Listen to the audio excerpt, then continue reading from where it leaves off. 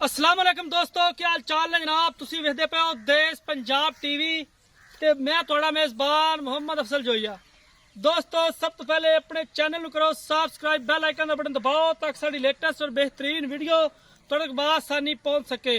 दोस्तों डेली की निस्बत दूसरा सूई माई की वीडियो लेके आए हैं। 12 किलो हाजिर मौके दुध दे पिछे कट्टी है, कैमरामैन तसल्ली करांदा है। उस तो बाद सारी गल मालका दे नाल करांगे।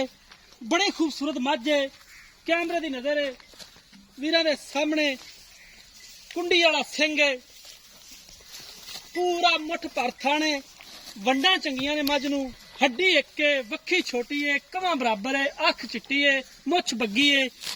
सारियां क्वालिटियां मझ दे विच मौजूद ने। सिर दी थोड़ी जी निसादी है, कुंडी वाला सिंह है, बड़ा खूबसूरत, कैमरे की नजर, वीरां दे सामने और सोहना थण लगा रुग रुगदा और ठग्गां दे हवाने ने।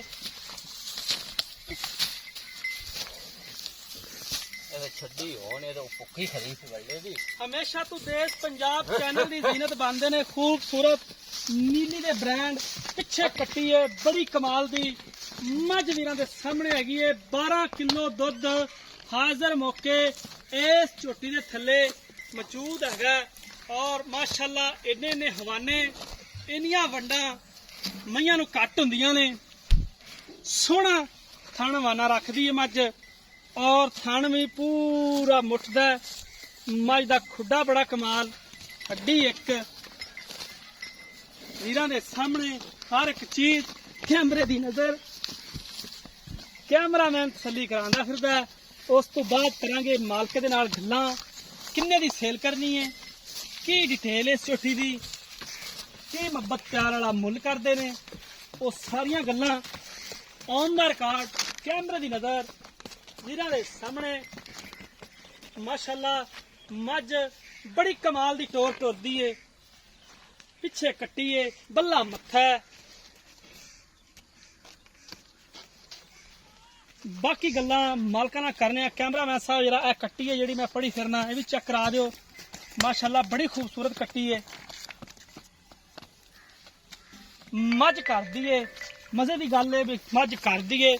हमेशा एक ही वीडियो अपलोड करी दी है, पूरे दिन दे विच लभ के घरेलू मझ लभी दी है। सारा दिन मझ लभण च लग जांदा है, मझ घर दी लभनी हुंदी है, उस तो बाद वीडियो अपलोड करनी हुंदी है। क्योंकि व्यापारियों को तो वीडियो बनाइए तो 15-20 वीडियो इको दिन ही छड्ड दईए, लेकिन घर दी जिहड़ी वीडियो हुंदी है उनका एक मजा ही वखरा है, क्योंकि उनका मुल मकूल हुंदा है। इत्थे आ जाना जी, इत्थे मेरे कोल यार उत्थे कर लईए, मैं ताजी खादी जांदी है।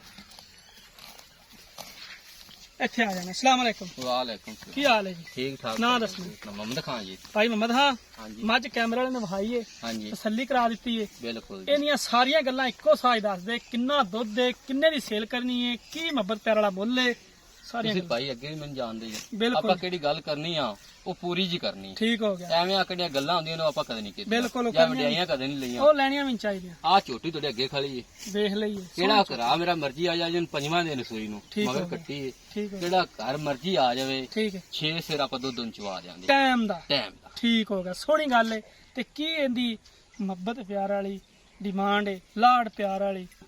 हालात नूं मद्देनजर रखदे होया सामन दा ख्याल करके सारी गल ते मुल बड़ा ही मकूल करी, क्योंकि अपनी मझ कोई मंगे भी वीर भरा। ਜੇ ਮੇਰੀ ਝੋਟੀ ਬਣੇ ਵੇਖੋ ਤੇ ਮੁੱਲ ਇਹਦਾ ਬੜਾ। अच्छा जी, ਜੇ ਮੁੱਲ ਕਰਵਾਓ ਇਹ ਫਾਈਨਲ ਜੀ ਗੱਲ ਹੈ, ਆਪਾਂ 2,70,000 ਦੀ ਦੇਣੀ। 2,70,000 ਦੇ ਵਿੱਚੋਂ ਕੋਈ ਆਇਆਂ ਦਾ ਦੇ ਲਿਆ। ਤੇਰਾ ਪਿਆਰ ਮੁਹੱਬਤ ਆਪਾਂ ਤੈਨੂੰ ਪਤਾ ਕਰ ਲੈਣੇ।